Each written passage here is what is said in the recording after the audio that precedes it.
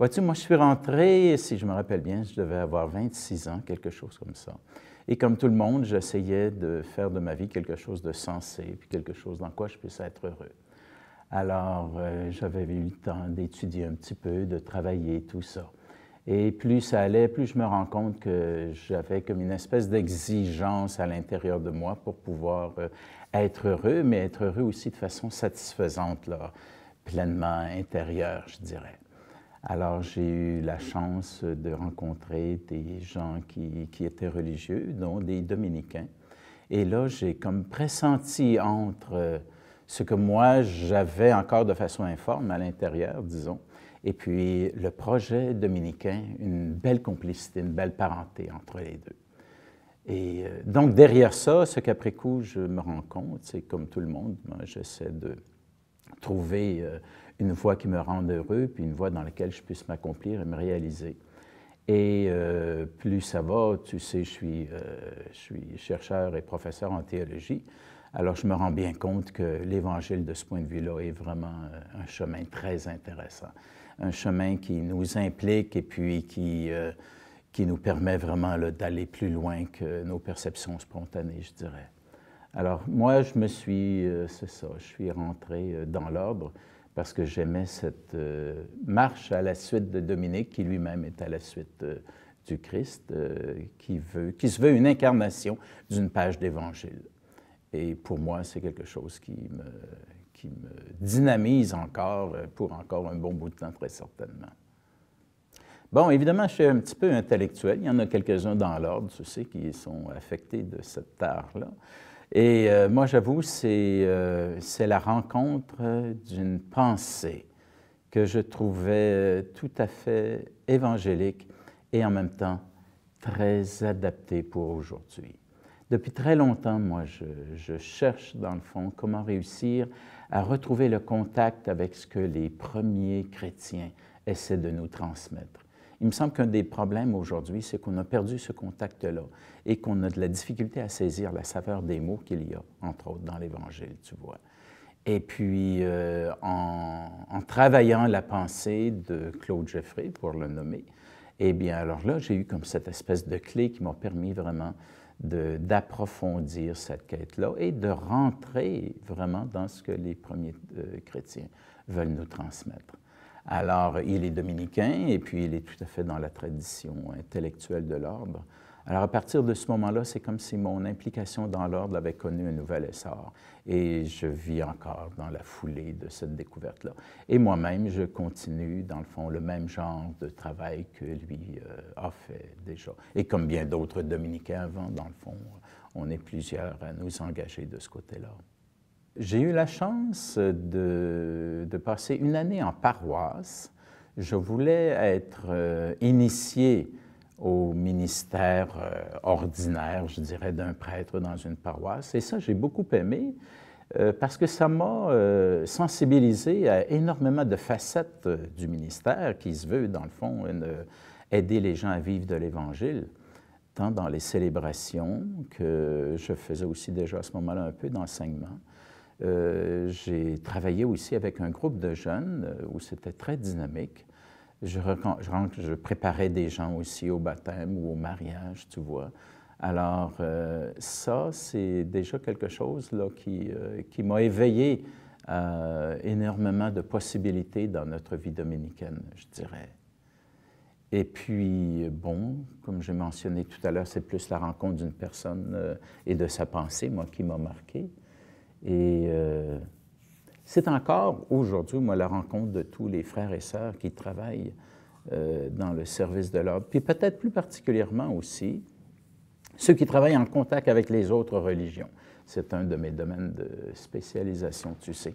Et ça, c'est un domaine là, qui nous oblige à aller beaucoup plus loin que notre façon habituelle de voir. Et je crois que ça, c'est tout à fait dans la ligne aussi de la mission de l'ordre. Parce que les défis que nous rencontrons quand nous sommes en présence des gens de d'autres traditions, eh bien, nous amènent à revenir sur notre propre tradition et à la creuser et à la voir d'une autre façon. Ça amène des questions qu'on n'avait jamais rencontrées jusqu'à maintenant. Alors ça, c'est un vrai bon défi. pour nous aider à découvrir ce que moi j'appelle les virtualités de l'Évangile. Des éléments qu'il y a déjà dans nos Écritures fondatrices, mais tant qu'on ne rencontre pas certains types de problèmes, on ne peut pas les mettre en relief, on ne peut pas découvrir tout ce qu'il peut y avoir derrière ça. Comme dans n'importe quel événement de la vie, à un moment donné, c'est face à certains défis, face à certaines difficultés, peut-être ou grands moments de joie, que là, on rend compte que, oups, eh bien, il y a des choses qu'on portait déjà en soi et qui peuvent connaître une expansion plus considérable que ce qu'on pensait.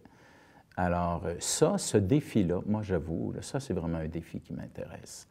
Et on peut le vivre, plusieurs frères sont impliqués dans les rencontres avec le monde juif, avec les musulmans, et en Asie avec les grandes traditions religieuses aussi, asiatiques, tu vois. Et là, on voit bien qu'il y a quelque chose de très passionnant dans toutes ces rencontres-là. Et on se rend compte de temps en temps, on essaie de mettre ça en commun, puis de voir dans quel sens on développe ça. Mais moi, je crois aussi que notre style de vie, notre façon donc de vivre l'Évangile à la suite de Dominique, apporte beaucoup d'équilibre dans des défis qu'on rencontre comme ça.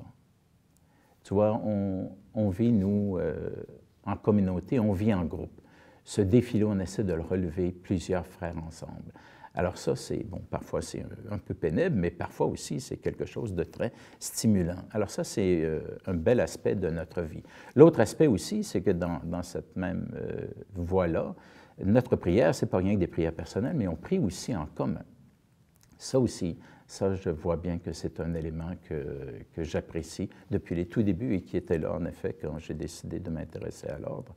J'aimais le fait qu'on puisse prier en commun, qu'on puisse vivre en groupe.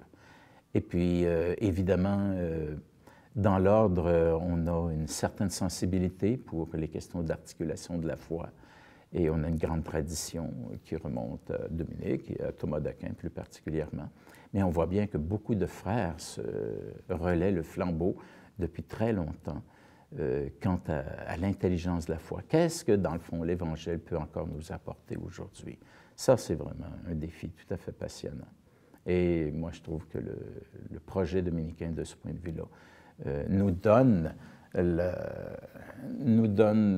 la façon de le vivre, hein, pas juste la structure, mais aussi les amitiés qu'on noue avec les frères, le sens de la tradition, l'ouverture d'esprit que nous essayons d'avoir quand nous rencontrons des gens. Énormément d'éléments comme ça, avec lesquels moi je suis très à l'aise et j'espère continuer à contribuer dans cette même voie-là, je dirais. On a des défis très sérieux aujourd'hui, tu sais. Évidemment, le fait de vivre dans un contexte de sécularité comme nous connaissons, ça, c'est des défis très sérieux. Le défi aussi, particulièrement dans notre environnement, où on n'a pas beaucoup de jeunes, et moi, je souffre beaucoup de ça. C'est comme si je souhaiterais voir d'autres jeunes aussi avec lesquels nous puissions travailler de façon dynamique. Mais il y en a, et ce sont des gens intéressants. Et puis, un des avantages aussi de l'Ordre, c'est que nous sommes partout dans le monde. Il m'arrive donc de rencontrer des frères, j'ai eu la chance d'aller en Inde, en Afrique, en Colombie aussi, en Amérique du Sud, et de rencontrer là des jeunes frères qui sont vraiment intéressés à continuer de relever le beau défi qui nous est proposé à la suite de Dominique. Alors, une des chances aussi que nous avons, c'est justement de rencontrer ces gens-là et puis de leur permettre peut-être de venir ici pour une formation, qui retournent après. Alors ça, dans notre contexte, j'avoue que c'est une piste intéressante que nous avons pour penser l'avenir du projet dominicain ici au Québec. On essaie de s'ouvrir davantage à l'aspect planétaire. D'ailleurs, c'est dans la foulée de la mondialisation, il y a quelque chose là de bien. Et puis, rencontrer des gens de d'autres cultures, là aussi, c'est d'autres défis qui nous aident à approfondir d'autres pages de l'Évangile. Il y a quand même des voies très intéressantes et on veut s'ouvrir un petit peu dans ce sens-là, puis j'espère qu'on le fera encore davantage.